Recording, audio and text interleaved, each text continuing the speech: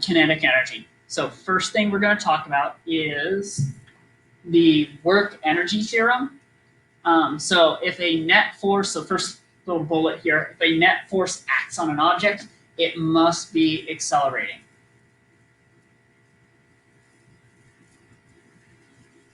Because again, F net equals mass times acceleration. And so it must be accelerating there. This must be proportional to its change in kinetic energy. So change in kinetic energy, KE. So therefore, one of the things that we can say is a change in kinetic energy equals F net times by distance. I know this is a little bit different than what our other one is, but that's why this is a little bit of a different formula. This one here uses F net, or the other one uses force applied. To look at our first example, so a sprinter exerts a net force of 260 newtons over a distance of 35 meters. We just want to know what the change in kinetic energy is. So delta KE equals F net times by distance. So we're told our net force is 260 times by 35, and we punch that into our calculator. We end up with 9,100 joules of energy. What we're going to do in the next problem is same thing, but now we're going to take it a step further and find the final speed of an object.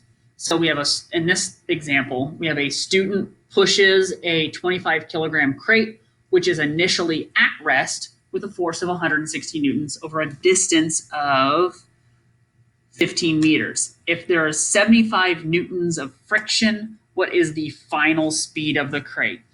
So I'm going to zoom out just a little bit to give myself some more room to write.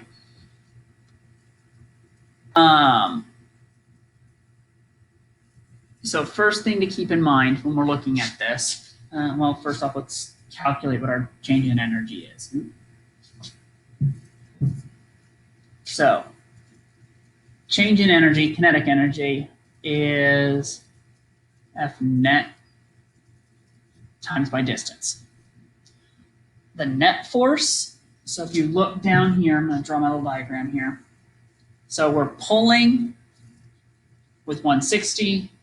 There is friction slowing us down, which is 75, and we have force normal, which we don't care about. Same with force gravity, we don't care about it. So we need to figure out the net force. We need to subtract our applied from our force of friction.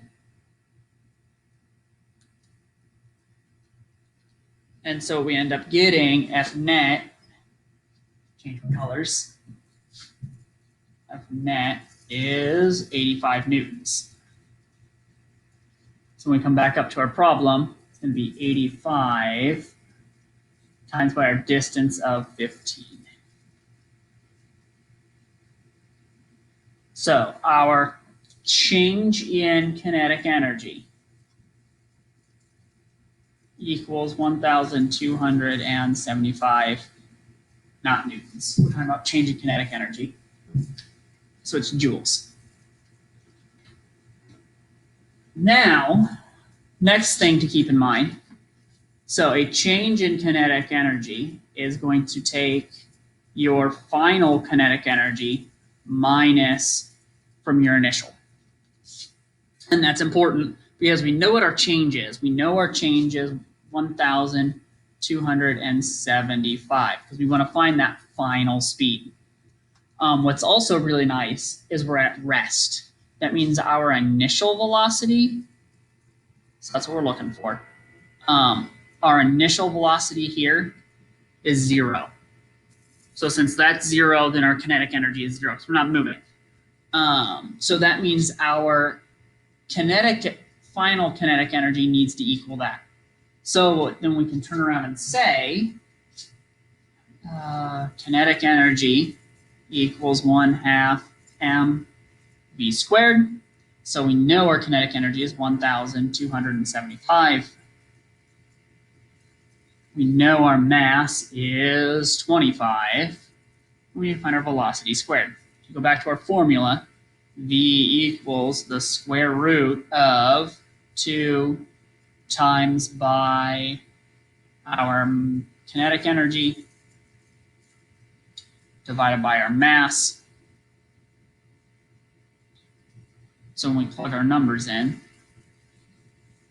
we have 2 times by 1,275 divided by 25, which is our mass. So we plug this into our calculators, times by,